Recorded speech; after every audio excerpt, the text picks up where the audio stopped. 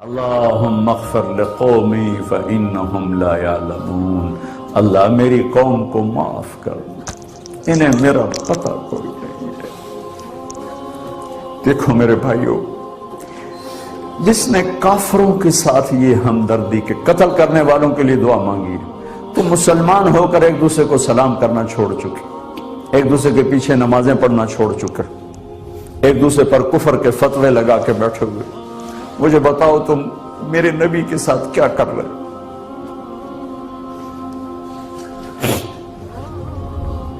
وہ تمہیں فرقوں میں بانٹ کر گئے تھے یا امت بنا کر گئے تھے؟ کیوں اس نادان کھیل میں اپنی زندگی برباد کرتے ہو؟ کیوں نہیں مسلمان بن کے رہتے ہو؟ اس امت میں اختلاف شروع سے ہے، ہمیشہ رہے گا، یہاں تک نہ جاؤ کہ ایک دوسرے پر کفر کے فتوے۔ جنت میں کون جائے گا؟ سنیوں نے کہا وہابی کافر، وہابیوں نے کہا سنی کافر، بریلیوں نے کہا دیوبندی کافر، دیوبندیوں نے کہا بریلوی کافر، شیعہ نے کہا سنی کافر، سنی نے کہا شیعہ کافر۔ جنت میں کون جائے گا؟ کچھ تو بھائیو میرے نبی کی محنت کی قدر کرو۔ میرے نبی تو غیروں کو اپنا بنانے آئے تھے، ہم نے اپنوں کو غیر بنا دیا۔ جو نفرت کی آگ وہاں بھڑک رہی ہے، یہاں مت بھڑکاؤ۔ جاؤ میرے دیس میں دیکھو کتنے سر کٹ چکے، کتنے سہاگ اجڑ گئے، کتنی مائیں بے آسرا ہو گئیں، کتنی جوان بیٹیوں کی مانگ ویران ہو گئی۔ کیا اسی کا نام اسلام ہے؟ اسی کا نام عشق رسول ہے؟ اسی وہ دین کہتے ہیں؟ ایک دوسرے کی مسجدوں میں نہیں جاتے ہو، ایک دوسرے کے پیچھے نمازیں نہیں پڑھتے ہو، جنت کے ٹھیکیدار بن گئے ہو۔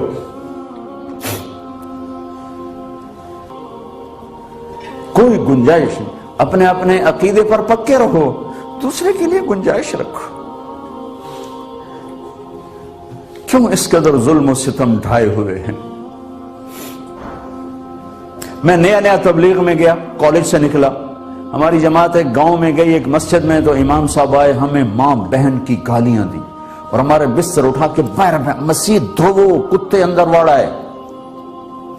میں حیران پریشان، میں تو کوئی نہیں جانتا تھا کہ مذہب کیا ہوتا ہے، فرقے کیا ہوتا ہے، میں تو کالج میں گانے والا تھا، ناچنے والا تھا، مجھے تو دین کا پتہ تبلیغ سے پتہ چلا۔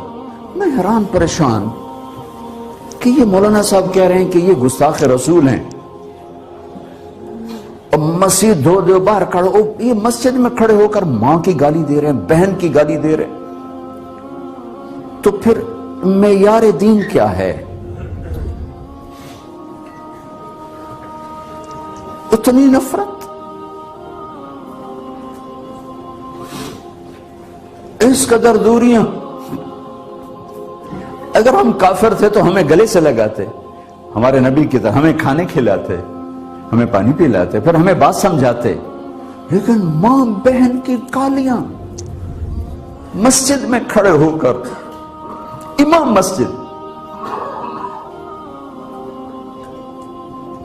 ہم پنجاب کے زمیندار ہیں، گالی دینا ہماری سرشت میں ہے، لیکن مسجد میں کانپ جاتے تھے کہ کسی کو الو کا پٹھا بھی کہہ دیں۔